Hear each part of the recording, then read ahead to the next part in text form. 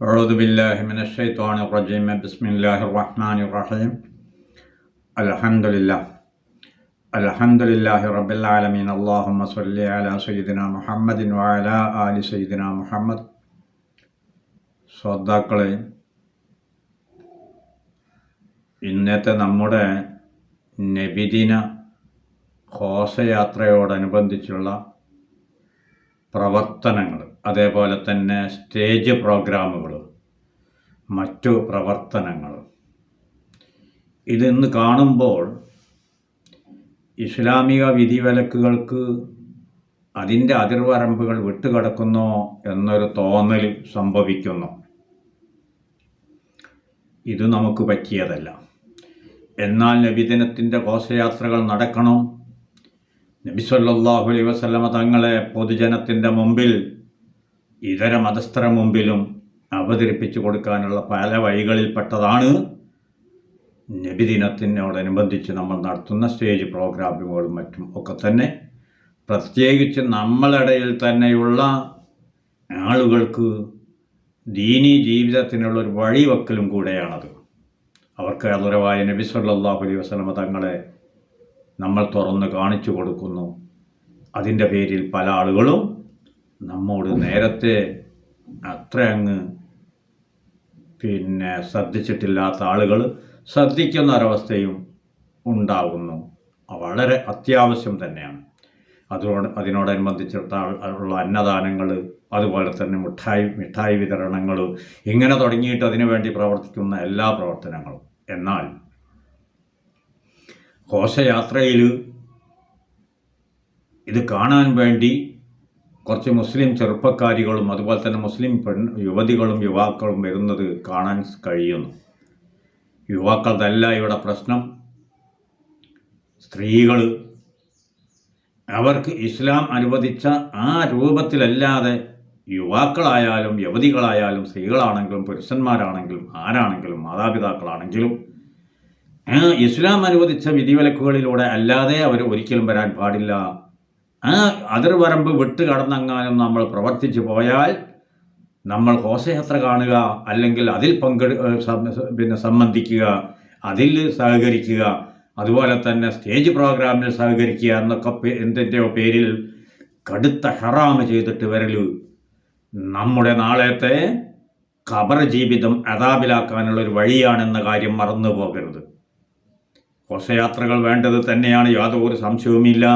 അത് ഞാൻ നേരത്തെ പറഞ്ഞു കഴിഞ്ഞു. എന്നാൽ അതിനു വേണ്ടി സംഘടിപ്പിക്കുന്ന സംഘാടകരും ശ്രദ്ധിക്കണം. അതോടുകൂടെ ഈ ഘോഷയാത്രയിൽ സംബന്ധിക്കാൻ വേണ്ടി, ആ ഘോഷയാത്രകൾ സഹകരിക്കാൻ വേണ്ടി വരുന്ന സ്ത്രീകളും പുരുഷന്മാരും കുടുംബക്കാരും എല്ലാവരും ശ്രദ്ധിക്കണം. ഒരു സ്ത്രീക്ക് അന്യപുരുഷൻ്റെ ഇടയിലേക്ക് വരാനുള്ള നിബന്ധന ഇസ്ലാം ദീൻ പറഞ്ഞിട്ടുണ്ട്.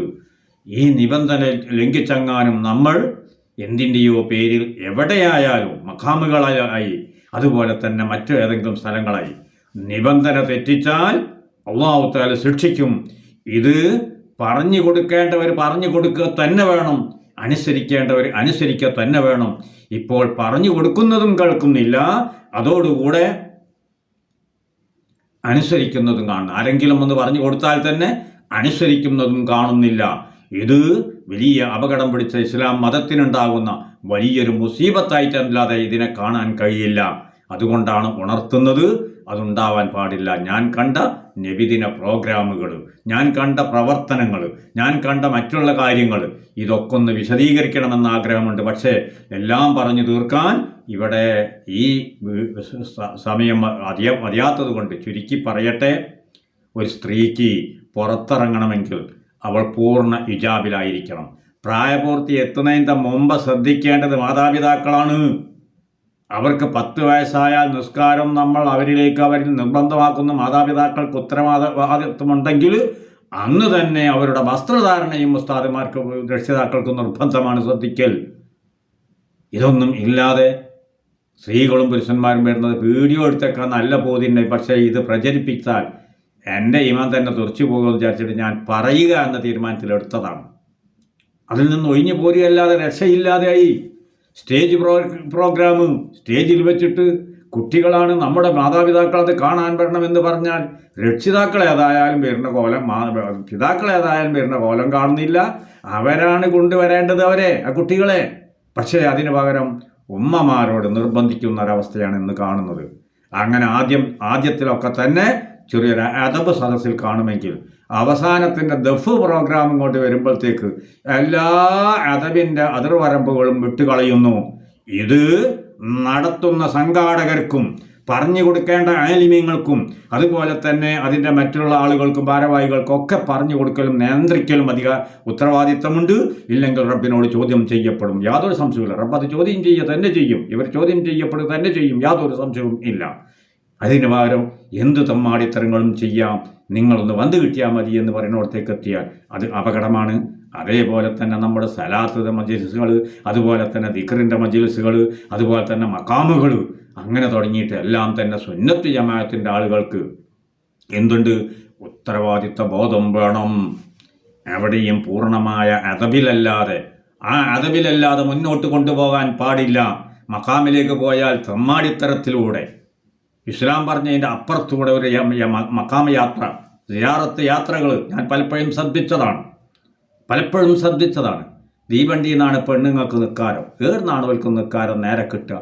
ഒരൊറ്റകത്ത് നിസ്കാരം അങ്ങാനും ഫസാദാക്കിയിട്ട് അങ്ങോട്ട് ചെന്നാൽ മഖാമിൽ കിടക്കുന്ന മഹാൻ പറയും പോഴ് പന്നി എന്ന് പറഞ്ഞ് തിരിച്ചയക്കും. അത് മറന്നു പോകരുത്. പിന്നെ അവിടെ സഹായിക്കൽ ആരാണ്?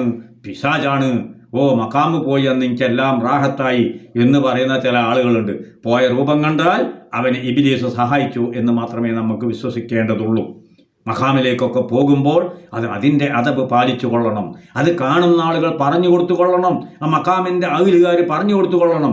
ഈ നിലക്ക് നിങ്ങളാരും വരരുത്, ഈ നിലക്ക് നിങ്ങളാരും പ്രവർത്തിക്കരുത്, നിങ്ങൾ വരരുത് എന്ന് പറഞ്ഞു കൊടുക്കേണ്ടത് തന്നെയാണ്.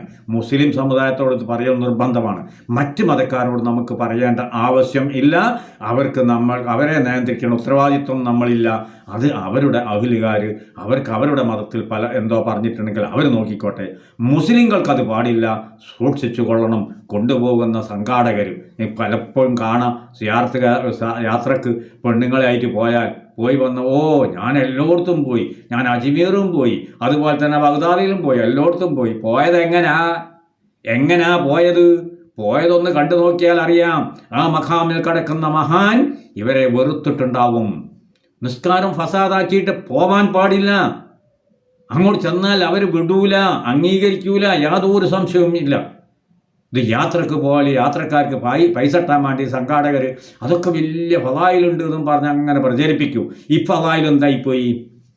അപ്പം അതുകൊണ്ട് തന്നെ നബിദിനത്തിൻ്റെ പേരിലായാലും ശരി, എന്തിൻ്റെ പേരിലായാലും ശരി, അദബ് വിട്ട് കളിക്കാൻ പാടില്ല. അദബ് വിട്ട് കളിക്കുന്നതിനെ തൊട്ട് പണ്ഡിതന്മാർ പറഞ്ഞു കൊടുത്തേ മതിയാവൂ, യാതൊരു സംശയവുമില്ല. അദബ് വിട്ട് കളിക്കുന്നതിനെ തൊട്ട് തടഞ്ഞേ മതിയാവൂ. ഉമറാക്കൾക്ക് ഉത്തരവാദിത്തമുണ്ട്, ഉലമാക്കൾ പറഞ്ഞു തരും. ഉമറാക്കൾക്ക് ഉത്തരവാദിത്തമുണ്ട്, അത് തടഞ്ഞു കൊള്ളണം, യാതൊരു സംശയമില്ല. അതിനുവേണ്ടി പരിപാടി നിർത്തണമെന്നല്ല പറയേണ്ടത്. മുജാഹിദൊക്കെ സാധാരണ പറയൽ പരിപാടി നാട്ടിൽ നിർത്തിക്കാഞ്ഞോടെ നിങ്ങൾക്ക് ഇങ്ങനെ കണ്ടില്ലേന്നാ ചോദിക്കൽ. പക്ഷേ മുജാഹിദിന് വിവരമില്ലായിട്ടാണ്. അങ്ങനെയാണ് പള്ളിയിൽ വെച്ച് കുറച്ച് കുട്ടികൾ ആടെ പറ്റാത്ത വീഡിയോ വലിക്കലല്ല എന്തോ ചെയ്യുന്നുണ്ട്. അത് വിചാരിച്ച് പള്ളി പൊളിച്ചിട്ടാളല്ല, സ്വാഭാവികമായിട്ടും പള്ളി നിലനിർത്തി കൊണ്ടുപോകുക തന്നെ വേണം. അതോടുകൂടെ ഈ കളിക്കുന്ന ആളുകളെ നിയന്ത്രിക്കുകയും വേണം. അതാ ചെയ്യേണ്ടത്. നബിദിനത്തിൻ്റെ എല്ലാ പ്രോഗ്രാമുകളും നടക്കേണ്ടത് തന്നെയാണ്, യാതൊരു സംശയമില്ല. അക്കൂട്ടത്തിൽ ഈ പ്രോഗ്രാം ഒന്ന് നിഷേധിച്ചേ മതിയാവൂ, വിരോധിച്ചേ മതിയാവൂ, യാതൊരു സംശയവുമില്ല. ഇത് ബന്ധപ്പെട്ടവർ ശ്രദ്ധിക്കുമെന്ന് പ്രതീക്ഷിക്കട്ടെ. എവിടുന്നും അതിൻ്റെ മറുപടി വാക്കുകളോ ഒന്നും കേൾക്കാത്തത് കൊണ്ട് ഈ സാധുവായ ഞാൻ തന്നെ തുറന്നങ്ങ് പറഞ്ഞതാണ്. എനിക്ക് ഉത്തരവാദിത്വം ഏതായാലും ഇല്ല. ഞാൻ സാധാ ഒരു ഡ്രൈവറാണ്. ഉത്തരവാദിത്വം കിടക്കുന്ന ആലിമീങ്ങൾക്കാണ് അത് പറഞ്ഞു കൊടുക്കലാണ്. തൊട്ടടുത്ത ഉത്തരവാദിത്വം കിടക്കുന്നത് ഉമറാക്കൾക്കാണ്. ആ ഉമറാക്കളിൽ ഞാൻ പെട്ടിട്ടുണ്ട്, എൻ്റെയും ഉത്തരവാദിത്വമാണ്. ആലിമീങ്ങൾ പറഞ്ഞു തരുന്നത് നടപ്പാക്കേണ്ട ഉത്തരവാദിത്വം എനിക്കും ഉണ്ടാവാം. ഇപ്പോഴില്ല, ഞാൻ ആരെയും ഉമറാക്കളായിട്ട് ഇതുവരെ ഏറ്റെടുത്തിട്ടില്ല. ഏറ്റെടുക്കേണ്ട ഘട്ടം വന്നാൽ ഏറ്റെടുക്കും, അത് വേറെ വിഷയം. ഇപ്പോൾ ഞാൻ ഏറ്റെടുക്കാറില്ല. അതിനൊക്കെ ആവേശം കൊടുത്തിട്ട് മുന്നോട്ട് വരുന്ന എത്രയോ ചെറുപ്പക്കാരോ ആൾക്കാരോ ഒക്കെ ഉണ്ട്. അതുകൊണ്ട് തന്നെ നിങ്ങൾക്കൊന്നേ പറയാനുള്ളൂ, പറഞ്ഞത് അനുസരിപ്പിക്കേണ്ട ഉത്തരവാദിത്വം നിങ്ങൾക്കാണ്. ഇത് മറന്നുപോവില്ല എന്ന് പ്രതീക്ഷിക്കട്ടെ. തൽക്കാലം നിർത്തുന്നു. വിശദമായി വീണ്ടും വരണമെങ്കിൽ വരാമെന്ന് വാക്കോടുകൂടെ നിർത്തട്ടെ.